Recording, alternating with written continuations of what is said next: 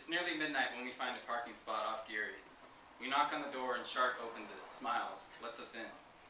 She tells us that the guy behind her is her friend, and this is his place. He's a tall, muscular man, 2-day growth, outlining a square jaw. She doesn't say his name, but that doesn't matter. Shark disappears with her friend, and I expect Wolf to disappear too, but instead she follows me through the house. We peek into crowded bedrooms, people smoking pot in one, playing guitar in another. We eyeball strangers in the kitchen, food crumbs all over the ceramic tile countertops, and oak wood floor. A group of bearded men are taking shots of whiskey. I wonder if they feel embarrassed for having beer bellies. We check the line for the bathroom. There's a skinny girl with nose ring and pink purse, pretty legs like a plastic doll, but bruised.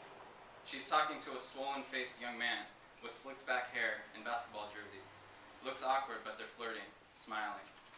Most of the girls are into this vintage thing, black or brown leather shoes, silk blouses their grandmothers would have owned. I think of my grandmother's coffee table, and its cream white doily. A lot of the girls don't have shaved armpits. The air is all floral perfumes, cigarette smoke. I say, they don't have a good bathroom to do coke in. Wolf looks at me confused. I like it. It looks fake. Every person here is beautiful in some way if we isolate a certain trait. The skinny girl's bruises, the jockey boy's swollen face. That girl there by the window is flat-chested. I nod my head at her and Wolf says, She points at another boy by the window. She likes his lisp. I feel like I'm in the foyer of a whorehouse. All this available flesh displayed. All I need to do is pick my love, insert myself in their conversation, make a joke, flatter them, initiate physical contact. Let's get another drink. Or you want to have a smoke? You want to do some coke? What do you do? It seems so easy. But I know I'm foul-smelling to these people, like I've been rolling in dank water for a month, covered in sand, a broken tooth, dried blood clogging up my nose. I look strange to everyone. I don't know what we're doing here. I don't see how this could be any fun for Wolf. I look at her. She has a can of beer in her hand. I laugh to myself. We met at a party just like this.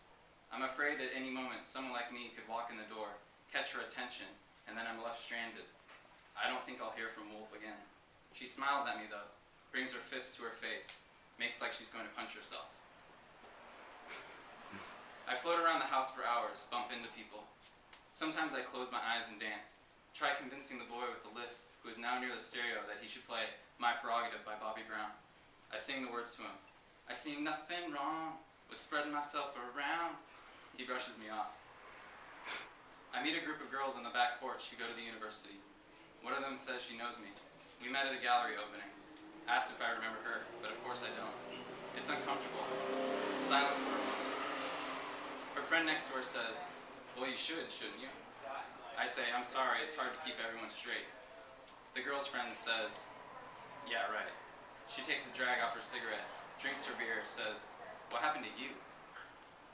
I start to remember the girl, some version of Kurt Cobain, a boyish blonde, freckles, the type of mouth where you can see her gums, even when she isn't smiling.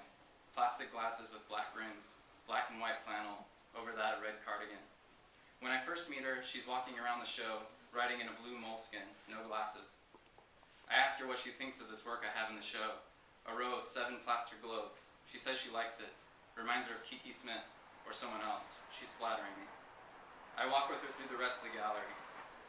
And later that night, she's at my studio, anxious, afraid, excited all at once. I don't remember how I'm feeling then, probably just as excited. Eating wasn't such a problem then. I'm sure I was more muscular, more focused. We get high and fuck. I think I remember taking pictures of her. Her name is Anna, or Annie. The thought crosses my mind now that maybe we could fuck again, but then I'd have to have an explanation for Wolf. I realize this girl, Anna or Annie, probably hates my guts because I can't remember her name. I would love to take this girl again though, her friend too, then find Wolf, maybe even Shark, lay them down in bed upstairs, undress each one, line them up next to one another, tell Anna or Annie, I'll say Anna, tell Anna to start fingering her friend, tell Wolf to finger Anna, tell Shark to finger Wolf. They start fingering each other. I go back downstairs, get Shark's friend to come up, tell him to undress, to start jerking on himself. Might as well get the whole house upstairs. All the girls fingering each other in a giant chain, all the boys jerking on their dicks, arouse everyone's sex.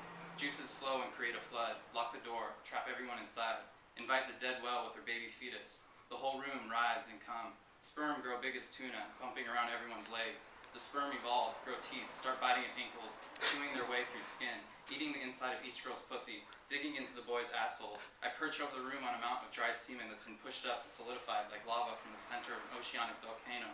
The cum level rises, sloshing around, filling up Anna's lungs. She tries to speak, but there's just this gurgling sound from her throat. Anna fingers her friend so hard her hand turns to a little nub, so she starts driving her entire arm into the pussy. I tell all the girls to do this. I say, reach so far inside that your hand punches through the back of their throat. Do it lovingly. You're ripping through each other's flesh because you love each other, and you must be willing to destroy yourself for your lover. Men, you need to jerk harder and faster. There's more cum in you, I know it. I want you to fill this room with so much cum that we create a new sea, the sea of cum. It's going to be so big that it will create milky white clouds above it. They will rain cum. Thunder will crack, release lightning. Each strike sets off a chain reaction of orgasms. The cum cloud strikes again. I want to see the whole world drowning in ecstasy.